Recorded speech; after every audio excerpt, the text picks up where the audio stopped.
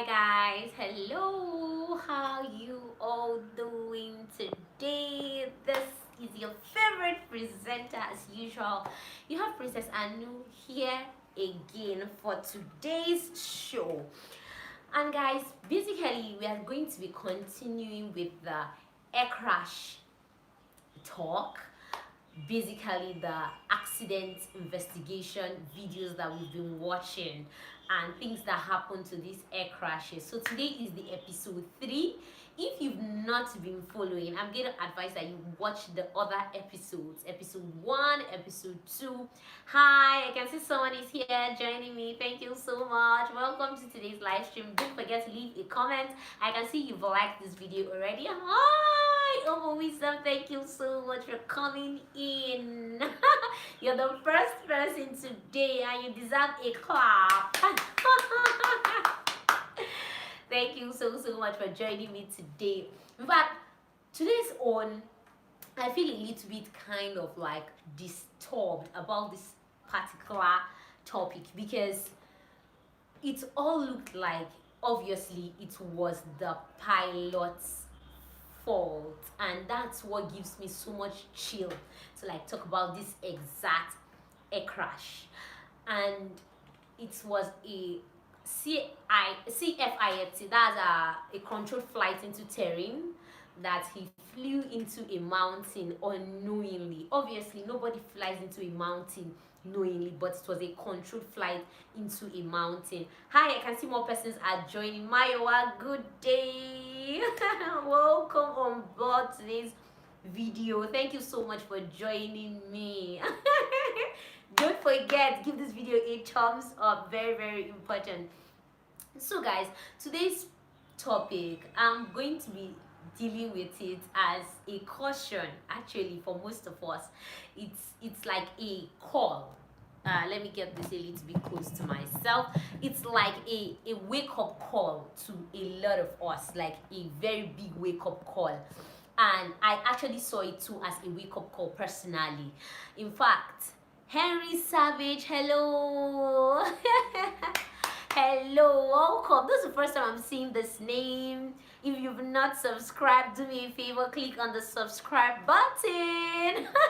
Unique Sam, welcome on board. And it's been a long time I saw you on the live streams. I'm so happy you're joining me once more. You know, we are doing this air crash talks and accident investigation video talks because we want to like awaken ourselves, tell us that yes, everything might not be so perfect as it concerns the ambition of coming to fly, but at the same time we can, if we exercise caution, if we are in knowledgeable state of what's going on. Hi Shegun Sanusi, welcome on board. If we are in a knowledgeable point, you kind of like know what to expect, you kind of like know what to do. And let me start. As you know, it's a story time, and I don't know if I've been a very good storyteller, but we're going to be going a little bit. Okay. Let me kind of like get something. Oh, sorry for that break. So basically guys, we are going to be talking about something very important, and like you are going to be like going with me. Let's do like a minor tour for today. So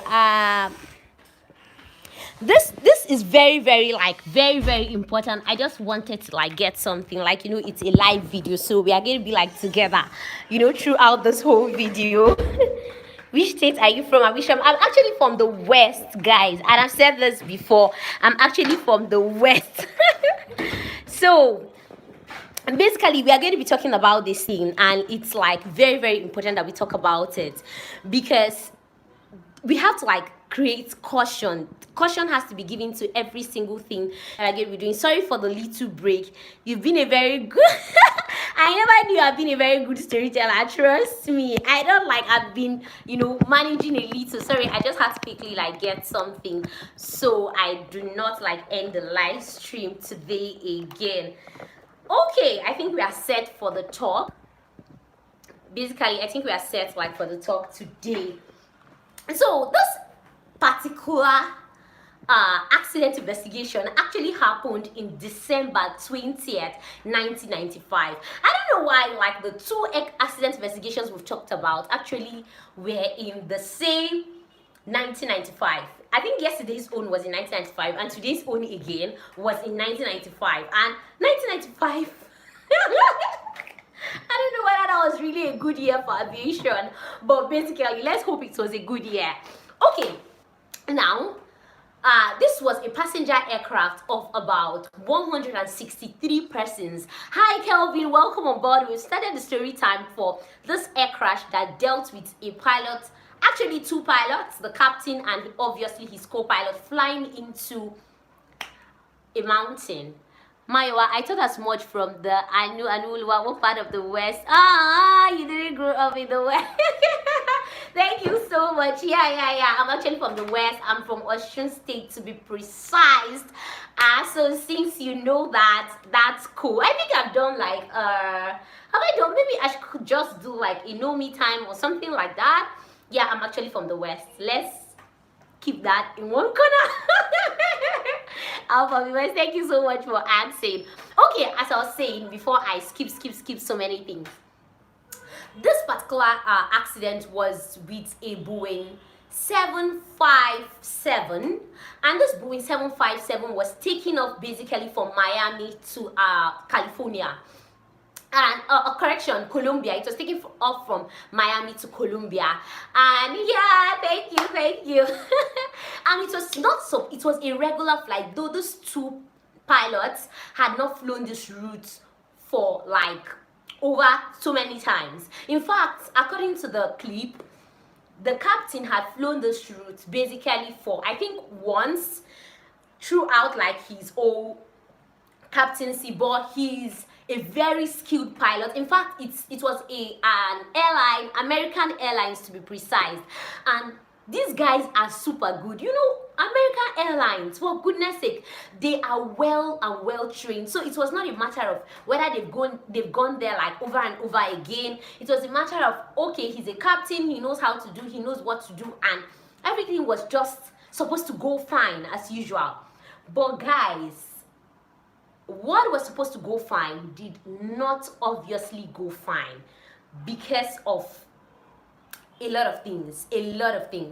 But there was one major thing that actually caused this flight not to go fine, that actually killed 159 persons, because they had just 4 survivors, just 4, 1, 2, 3, 4 in that air crash. And I've said it before, if it's like a normal motor accident or a normal like just road, or even if it's a ship or something, it doesn't kill as much people as an aircraft actually does. And that's part of why we have to be very cautious about every single thing that we do in aviation. In fact, as a student pilot, as an upcoming and aspiring aviator, whether you're an engineer, see, nobody is left out. You know the funny thing, when these incidents actually happen, they go and check who actually released the flight. So if you feel that, oh, you're not a pilot, you're just like an engineer, and come on, nothing is going to happen to me if peradventure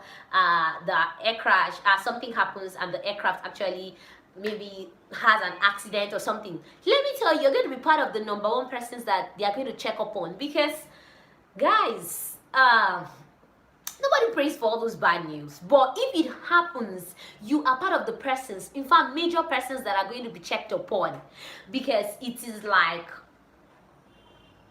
ush. I really don't know how to like put it for you to understand.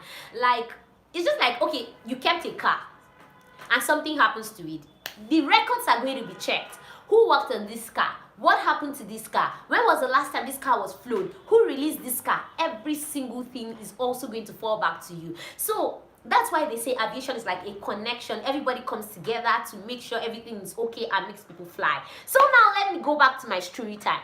They took off basically from Miami going to Colombia, and on their way to Colombia, like, you know, if you're flying, you have to like meet airways, like checkpoints, which are like nav aids along your way to going to your destination, like going to the place you're supposed to go. And they kept on checking from nav 81, 82, 83, 84, like they kept on checking. And they got to a particular point where they were not, okay, they called like the control tower for Colombia, and he was like, fly reports, because another problem of that particular airport was the fact that they did not have a radar. So they did not have something to be able to check their height, their distance. That's, I mean, the controllers themselves. They didn't have a radar to be able to confirm the distance that this aircraft was coming from and the height at which they were flying. So they were only dealing with what the pilots was telling them, like basically what the kind of information the pilots were giving them. That was the only information they had to like work with for that particular flight. So the pilot, first of all, he assumed, part of the issues that started happening, he assumed the controller said fly direct to like to VOR for Colombia. Meanwhile, the pilot, the controller was trying to tell him that he should report at a particular checkpoint so that he, like the controller can know that, okay, if I'm actually at this checkpoint, I know that it's going to take them maybe, let me use for instance, 15 nautical miles or 20 nautical miles to actually get to his own station. That was where the problem started. So the captain actually changed his FMS system to direct to that station. And in the process of changing his FMS system direct to that station, obviously heading is going to change, some other things are going to change. So that was where the problem started from. He changed direct to that station and he began to go, like he's not very familiar, obviously he's not like very familiar with the airspace and everything. And so it got to a point, the controller was supposed to be like, okay, I should be expecting these guys to have like reached this particular aid so that they can call me and tell me I'm at so aid. But funny enough, he didn't hear from them and he called again. American Airlines, I think that was American Airlines 965. American Airlines 965, confirmed position. They gave him his their DME, and they probably gave the, okay, they were saying we are flying direct to your VOR. So let's use it like that. They were flying directly to their VOR. And during the course of this, they got to discover that, like, the guys were expecting, okay, what's going on, I've not seen these guys, I'm supposed to be seeing them in the next 5 minutes, I'm supposed to see them in the next 4 minutes. They are not yet hearing anything. And another thing, the controller asked them if they wanted to fly to a particular, you know, if you're peradventure, let me use this as a practical example for you. If I'm coming, let me use runway 23 and 05. Let me just assume my hand, like this is runway 23, this is runway 05. If they are coming directly, he was asking if they wanted to come to runway 23 to land, or if they wanted to like do a circle to land, or like do the normal pattern, either a teardrop or a direct entry or a parallel entry to come to runway 05 to land. But they were like, okay, they initially prepared, that's another thing, they initially prepared to come to land in runway, let me assume it's runway 05. They initially prepared, they had their charts, they had everything that they needed to come and land in runway 05. But because the controller obviously asked, probably the airspace was free and everything, and it was like, okay, do you guys want to land in, let me assume it's like 23, and they were like, yes, okay, we'll take 23. Bam, that was another problem, guys. Hi, Machinda Sitali, welcome on board. So during the course of them accepting to take that particular runway, they decided to start looking for the charts and the okay, how is the runway pattern, what is the chart, what's the frequency, what is this, what's that. They had to start looking for it at that dying minute. And because they did not plan their correct descent from that, like from where they were to come directly to that runway, so they had to start descending rapidly. During the process of descending rapidly, the captain had to change the FMS, and during the process of changing the FMS, he changed it wrongly. He did not confirm the coordinates that he was seeing on the FMS. So the moment he pressed execute, obviously because it's controlled by autopilot, the aircraft began to like turn to the heading that it wanted to fly, because it's obviously autopilot. And most of these systems, especially FMS systems, are actually garbage in, garbage out. Whatever you put into them, that is basically what they are going to give to you. Anything you don't put there, you don't see. So it was like, okay, the pilot was basically giving him something, giving the FMS something to work with, and it was unfortunately a wrong data, that was not what he was supposed to put in. He like put in the wrong, he executed the wrong data, or the wrong coordinates basically, because when he clicked on that particular runway and the aid and everything, the foremost came out, and that was not the exact one he was supposed to fly. And so the moment he clicked execute, obviously the autopilot and everything took charge, and they began to like, okay, go to where he actually commanded them to go to, because obviously it's autopilot. That's part of why I said personally I can only fly an aircraft, or I can fly as a passenger in an aircraft that is controlled by a robot, if just for adventure purposes, like just to say, okay, I've actually flown in an aircraft controlled by a robot. But on a normal day, guys, I will not try that, because this is computer, for goodness sake. Anything you put in is what is going to give you. If by adventure there's a wrong data, you are definitely going to see a wrong move, and that move might be something that people would tend to regret all their lives. So I'm just trying to chip in the fact that forget all those robot things they are trying to bring. It will not, basically not work for now, not with this our generation, not with the hacking system, and be like, oh, this is that, that is that, that's that. Well, that's by the way. Let's go back to the topic for today. I just thought I should chip that in because it's very, very important. So basically, guys, that was it. Then the moment he executed that command, the aircraft began to take control, and they discovered that where they were supposed to be, they were not. And funny enough, it was at night, so they could not basically see so much and say, okay, we can see that town, okay, we can see the runway like 5 meters, okay. It was at night, they could not see anything, and immediately they started moving. Thank God for the ground proximity warning system, the GPWS. The ground proximity warning system, which obviously is in very like modernized passenger jets. In fact, most passenger jets have, it's a requirement. You need to have the ground proximity warning system, because for goodness sake, come on, how will you not have a ground proximity warning system? You're carrying lives on board. So basically that was what happened. The moment they were close, the captain obviously knew that something was wrong. Like, what's going on around here? We are not supposed to be here.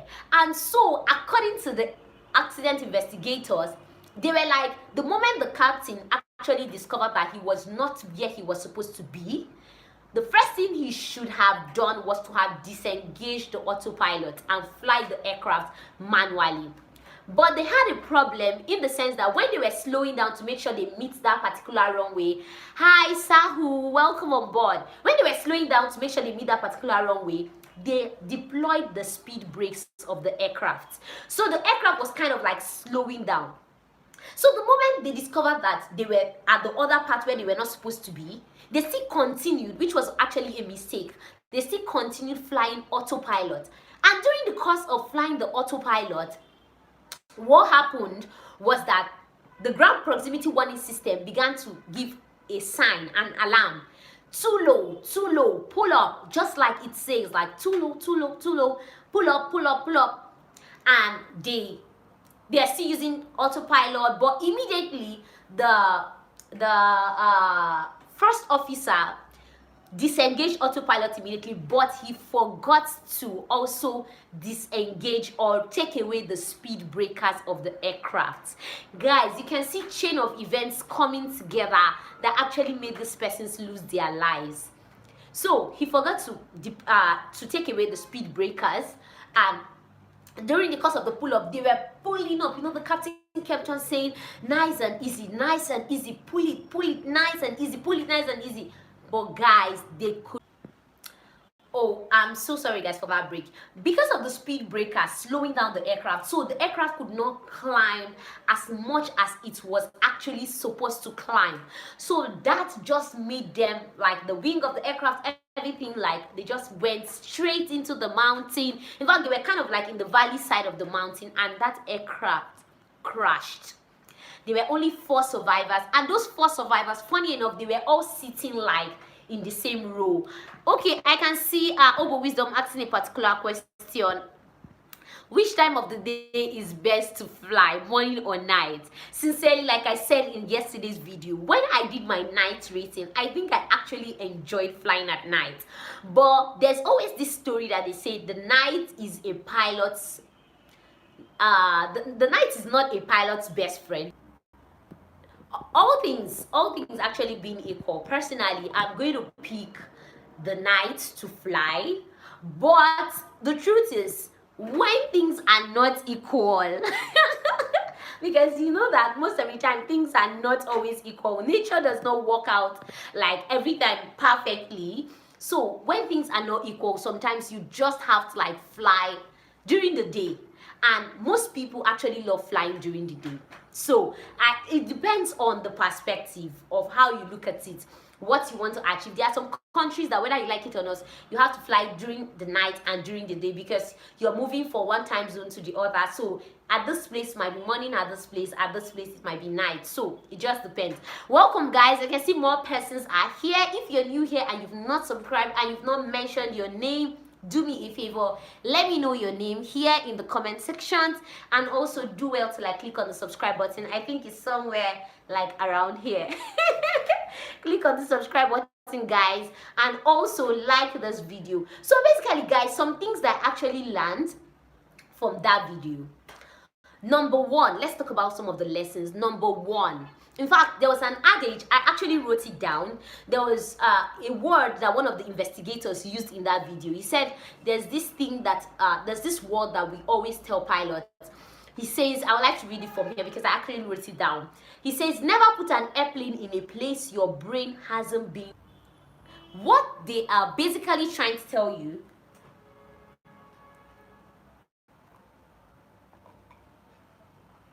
guys, what they are basically trying to tell you is that don't make sure you're always ahead of the aircraft. No matter what you're doing, make sure you're ahead of the aircraft. You see, the thing is that those pilots, they did not know the area very well, number one. Number two, there was no confirmation for the data that they actually put, and sometimes these errors are actually made. You could just see it in the cockpits, like the pilot was like, the captain was like, oh my god, we're not supposed to be here, oh my god, what are we doing now? That, like, basically that was how it is, that was how it was actually for them. They were not like sure of, okay, what are we doing, where are we? Then the ground.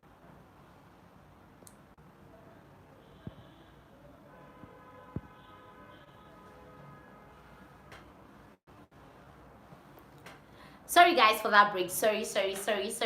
Welcome guys. If you're new here, welcome. So some of the things that I think we should learn.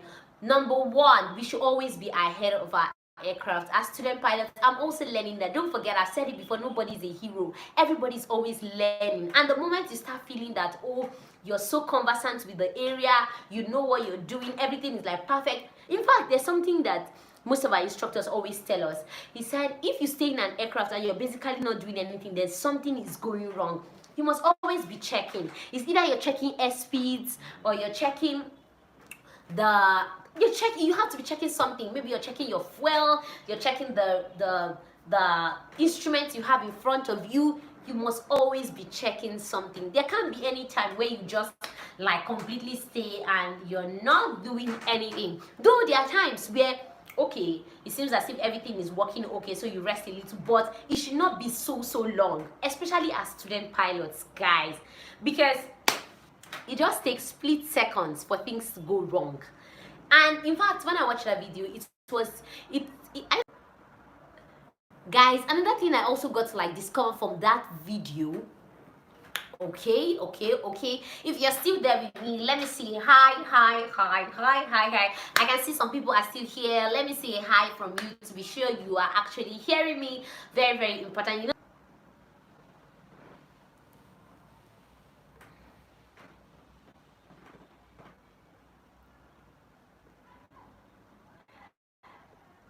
Okay guys, another thing is, Sorry about that. Don't be overconfident in the fact that you know what you're doing and everything is fine. Always make confirmations. It's very so guys, share with me some of the accident investigation videos you've watched so that we can discuss about it. That's what we're going to be doing. In fact, in the fourth episode, the first thing I'm going to be doing tomorrow, which is the last episode for this accident investigations and all that, what I'm going to be doing is that I'll be listening to you talk about the videos you've watched. Share. So guys, I'm waiting to get what some of one or two things that you've learned from the videos that you've watched, especially on accident investigation, because some of these things are, oh my god, they are kind of like touching, they're kind of like sometimes heartbreaking. You see things, these things are real, they are happening real. And so aviation is something that safety is priority, like the number one thing. Safety is very, very important. You can't just trade safety. You need to like be safe. Basically, you need to be safe. Sorry guys. So I would like to know what are the things like you've learned from the videos that you've watched. Share. Okay, I can see some comments here.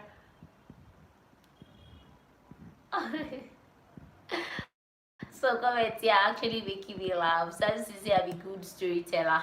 I should be a better storyteller actually. Oh my god, oh my god, oh my god. Then another additional thing that I think we should talk about is the fact of rushing.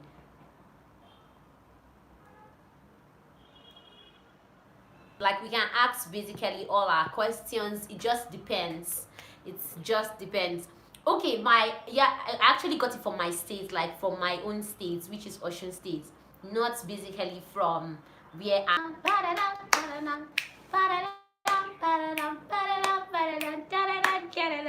Guys, it's Friday. So if you have any questions, let me know in the comment section. And another additional thing I think we should add up to the things that we've learned today is the fact that don't make rash decisions. As in, when they wanted to land actually on a different runway, and that runway they did not plan for it. It's not like as pilots you cannot just change your mind, but they were not so familiar with that route, so it was best they used what they already knew about. But sometimes I always hear that airlines are all about saving costs, saving money, which is true, which is very, very true. But also try to be safe in everything you do. It's very, very important. And most especially as student pilots, we are still student pilots. That's why I'm talking basically student pilots. After now, probably when we go to the airlines, we'll be talking airline pilots, all cargo pilots, all, what am I gonna say? Like so many nice things like coming along the line. So basically guys, that's it for today. Any other questions should be left like in the comment sections. We're going to discuss about it. Okay, because my dad is from Oshun. Apply for, okay. What I'm going to say now, how am I going to put it? Okay, basically, Shegun, what I'm going to advise you personally, if I was to give you the three options of Kaduna, Oshun, and Delta, like states, maybe.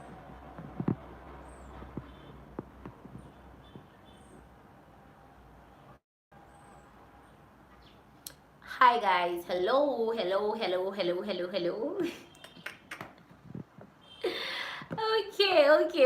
Okay. I'm going to advise Shego that you check up Delta State because they have a lot of scholarship boards and all those things that help their citizens, especially because like one of your parents is actually from Delta.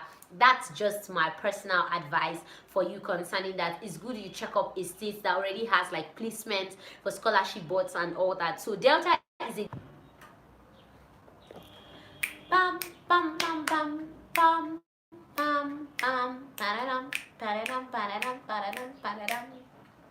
Hi guys, let's jam up. It's Friday.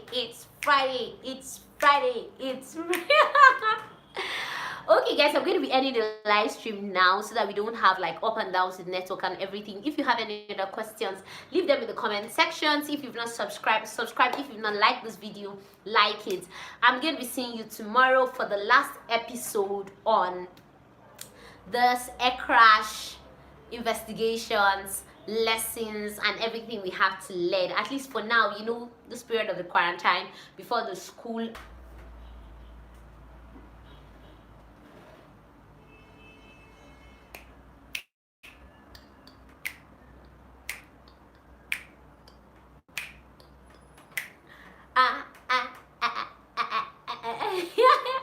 So guys, let me see tomorrow's video anyway, so till we meet next time, bye everyone.